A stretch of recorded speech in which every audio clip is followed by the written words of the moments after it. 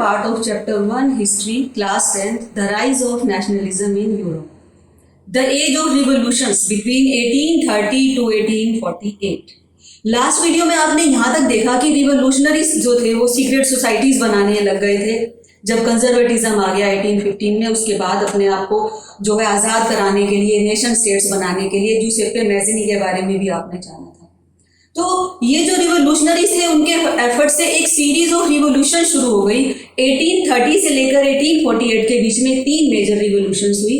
1830 में सबसे पहले फ्रांस में हुई जुलाई में रिवोल्यूशन, जिसमें बूर्बों किंग को ओवरथ्रो कर दिया गया और कॉन्स्टिट्यूशनल मोनार्की जो है वो एस्टैब्लिश कर दी गई और लुइस फिलिप जो है वो हेड बन गए फ्रांस के। जो ऑस्ट्रियन चांसलर थे ड्यूक मेटरनिक, उन्होंने एक बार बोला था कि when France disease the rest of Europe catches cold, जिसका मीनिंग ये है कि जब फ्रांस में जो भी होता है बाकी यूरोप के पार्ट्स में उसको फॉलो किया जाता है, और कुछ ऐसा ही हुआ। इसके बाद 1830 में ही बेल्जियम में रिवोल्यूशन हुई और उन्होंने अपने आप को यूनाइटेड किंगडम ऑफ नीदरलैंड से आजाद करा लिया। थर्ड रिवोल्यूशन 1832 में हुई, जिसको ग्रीक रिवोल्यूशन ऑफ 1832 बोला जाता है। ग्रीस ऑटोमन एम्पायर का पार्ट हुआ करता था 15th सेंचुरी से ही, मुस्लिम रूलर्स थे यहाँ पर। 1821 से अपने आप को आज़ाद कराने की कोशिश कर रहे थे ये लोग। इनको सपोर्ट भी मिल रही थी उन ग्रीस पीपल से जो कंट्री से बाहर रहते थे वेस्टर्न यूरोप के पार्ट्स में। आर्टिस्ट जो थे, जो पोएट्स थे, वो भी बहुत जो है ताकत लगा रहे थे, इनको सपोर्ट कर रहे थे कि ग्रीक को जो है आज़ाद करा लिया जाए। तो अब जो वॉर हुई, जो रिवोल्यूशन हुई, उसमें ये सफल हुए, अपने आप को आज़ाद करा लिया और फाइनली ट्रीटी ऑफ कॉन्स्टेंटिनोपल हुआ, जिसमें ग्रीक को एक इंडिपेंडेंट नेशन मान लिया गया। The romantic imagination and national feelings, a cultural movement to develop particular form of national feelings and sentiments. जो रोमांटिक आर्टिस्ट थे उन्होंने साइंस और रीजन को ग्लोरीफाई करने को क्रिटिसाइज किया। ये मानते थे कि इमोशंस, इंट्यूशंस और फीलिंग्स बहुत इंपॉर्टेंट हैं लोगों में नेशनलिज्म की फीलिंग लाने के लिए।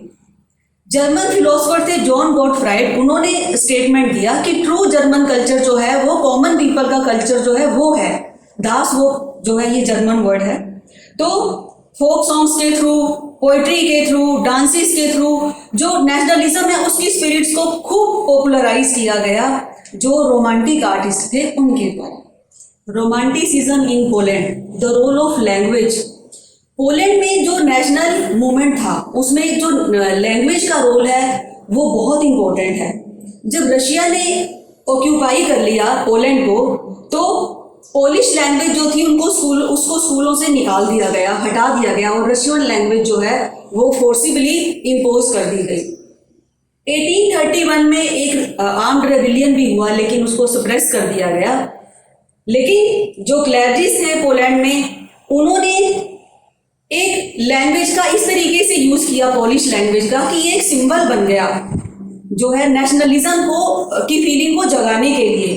चर्च गैदरिंग में लगातार जो पॉलिश लैंग्वेज है उसको यूज किया जाता था और जो बहुत सारे क्लर्जी थे, बिशप्स थे, उनको जेल भेज दिया गया या साइबेरिया भेज दिया गया पनिशमेंट के तौर पर। लेकिन ये चाहे मूवमेंट सफल नहीं हुआ, फिर भी जो लैंग्वेज है उसके रोल को बहुत जो है रिकॉग्नाइज किया गया कि लोगों में नेशनल सेंटीमेंट्स, नेशनल फीलिंग्स को लाने के लिए लैंग्वेज भी एक इम्पोर्टेंट रोल प्ले कर सकती है।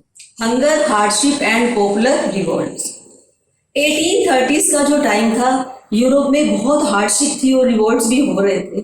इसके कॉजेज क्या थे कि यूरोप में पॉपुलेशन लगातार बढ़ रही थी और लोग जो है वो सिटीज से की ओर माइग्रेट कर रहे थे, विलेजेस से काम की तलाश में, क्योंकि फैक्ट्रियां आ गई थी, इंडस्ट्रियलाइजेशन हो गया था, तो लोग काम ढूंढने गांवों से शहरों की ओर चले जा रहे थे। लेकिन एम्प्लॉयमेंट अपॉर्चुनिटी तो उतनी बढ़ नहीं रही थी, अनएम्प्लॉयमेंट बढ़ता जा रहा था, फूड शॉर्टेजेस हो रही थी, तो लोग जो है वो रिवोल्ट करने के लिए मजबूर थे। एक पॉपुलर रिवोल्ट हुआ, revolt of viewers in Silesia. ये वीवर्स का रिवोल्ट था कॉन्ट्रैक्टर्स के अगेंस्ट, जो रॉ मटेरियल प्रोवाइड करते थे वीवर्स को टेक्सटाइल बनाने के लिए, और उनको बहुत कम दाम दिए जाते थे, सारा प्रॉफिट अपने पास रखने की कोशिश करते थे और समय के साथ साथ वो उसकी जो वैल्यू है उसको घटाए जा रहे थे, उनकी जो इनकम है उसको कम किए जा रहे थे। तो वीवर्स बड़े नाराज थे। वीवर्स ने एक रिवोल्ट किया, कॉन्ट्रैक्टर्स जो है उसके घर में चले गए और धावा बोल दिया, विंडो पेन्स को तोड़ दिया और गोडाउन्स को लूट लिया। जो वीवर था वो फैमिली समेत वहां से भाग गया, लेकिन 24 ही घंटों में वापस आया और अपने साथ आर्मी को लेकर आया और लगभग 11 वीवर्स को गोली मार दी गई, बहुत सारे जो है वो इंजर्ड भी हुए। ये रिवोल्ट जो है वो सप्रेस कर दिया गया, लेकिन इससे ये पता चलता है कि जब लोग परेशान हुए, उन्होंने रिवोल्ट किया तो उसका कहीं ना कहीं पर इम्पैक्ट भी आया। The revolution of the liberals, ये रिवोल्यूशन 1848 में हुई।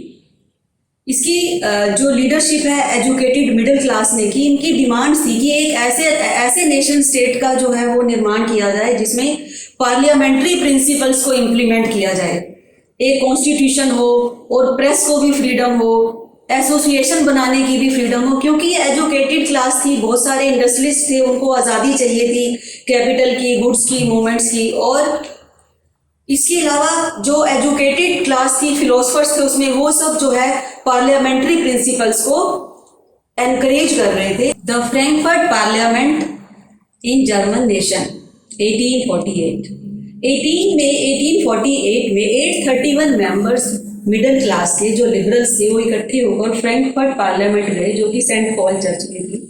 वहां जाकर इन्होंने अपनी अपनी जगह ली और जर्मन नेशन के लिए एक कॉन्स्टिट्यूशन बनाया। ये कॉन्स्टिट्यूशन जो था ये कॉन्स्टिट्यूशनल मॉनर्की के आधार पर बना था, जिसमें एक किंग होगा लेकिन जो कॉन्स्टिट्यूशन के अकॉर्डिंग रूल करेगा। तो जो ये रिप्रेजेंटेटिव्स थे इस असेंबली के, उन्होंने प्रसिया के किंग को जो है ऑफर किया, ताज पहनाने की कोशिश की, जो कि फ्रेडरिक विलियम फोर्थ प्रसिया के किंग थे, लेकिन उन्होंने मना कर दिया ये ताज लेने से, बल्कि इनके अगेंस्ट हो गए और दूसरे मोनार्क्स के साथ मिलकर जो है इनको सप्रेस करने की कोशिश की, क्योंकि वो इनके साथ जो है इनके अंडर काम करना नहीं चाहते थे, उनको पसंद नहीं थे रिप्रेजेंटेटिव, इस तरह की कॉन्स्टिट्यूशनल मॉर्निंग का प्रिंसिपल उनको पसंद नहीं था। तो उन्होंने रिजेक्ट कर दिया और मिलिट्री को बुला लिया। रिवोल्यूशन जो है उसको सप्रेस कर दिया गया। लेकिन ये जो रिवोल्यूशन सप्रेस हुई उसके लिए एक रीजन ये माना जाता है कि लिबरल्स जब पावरफुल हो गए और ये कॉन्स्टिट्यूशन इन्होंने तैयार किया, उसमें इन्होंने वर्कर्स की और आर्टिसंस की डिमांड को नेग्लेक्ट किया, जिस वजह से वो इनके साथ नहीं आए और इनका जो है सोशल बेस कमजोर हो गया और आसानी से इस रिवोल्यूशन को सप्रेस कर दिया गया। Impact of revolution of liberals, तो ये जो रिवोल्यूशन की थी लिबरल्स ने, चाहे उसको सप्रेस कर दिया गया, लेकिन उसका इम्पैक्ट तो फिर भी पड़ा। जो कंजर्वेटिव फोर्सेस थी वो पुराने ऑर्डर को फिर से रिस्टोर नहीं कर पाई। मोनार्क्स जो थे उन्होंने बहुत सारे कंसेशन दिए इन लोगों को, सर्फडम का भी एंड कर दिया गया, बॉन्डेड लेबर का भी एंड कर दिया गया हैब्सबर्ग एम्पायर और रशिया से। इसके अलावा जो हैब्सबर्ग रूलर्स थे उन्होंने हंगेरियन को 1867 में और ज़्यादा ऑटोनॉमी भी दे दी। तो रिवोल्यूशंस का ये फायदा तो हुआ कॉमन लोगों को। The remaining part of chapter you will see in next videos. अगर आपको ये वीडियो अच्छी लगी है तो प्लीज़ आप उसको लाइक कर दीजिए और शेयर कर दीजिए, चैनल सब्सक्राइब कर लीजिए। Bye bye.